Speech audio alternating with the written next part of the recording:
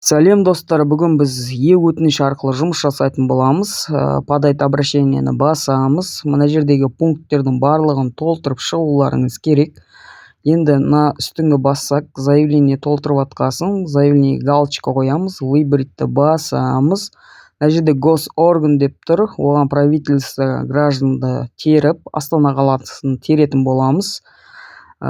Через Астана барлығы қарастырылатын болады. Не үшін бұны айтып жатырмын? Бұл ИП-ға салынған артық суммаларды қайтару жолы. Бір сөзбен айтқанда.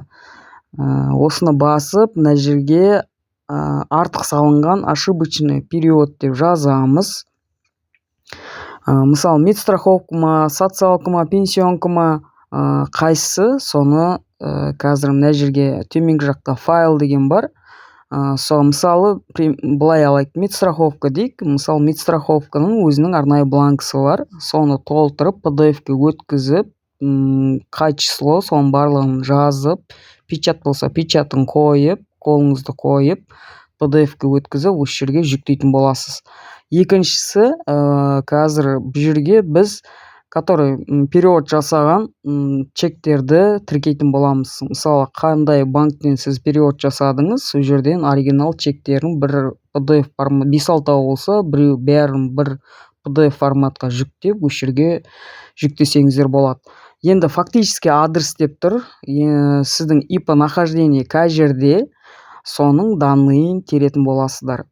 Өздеріңіздің тұрғылықты мекен-жайларыңызды терсеңіздер де болады. Мына жерге подать, міне подписаться деп тұр, соны басып, заявка жіберетін боламыз. Мысалы, достар, былай болады, ошибочный дегенде көбінесе, мысалы, медстраховка төлеу керек, но сол айға 2 рет төлеп қоятындар бар. Сондайларды қайтаратын жол. Енді мына жерде эрсамен қазір қол қоямыз. Сосын обращениемізді жіберетін боламыз.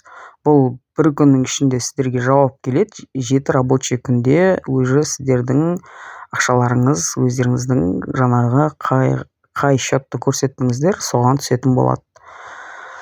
Достар, егер менің видеом ұнаса, менің каналыма жазылып, лайк басып, мені қолдап кетіңіздер. Алдағы уақытта жақсы видеолар түсіретін болам.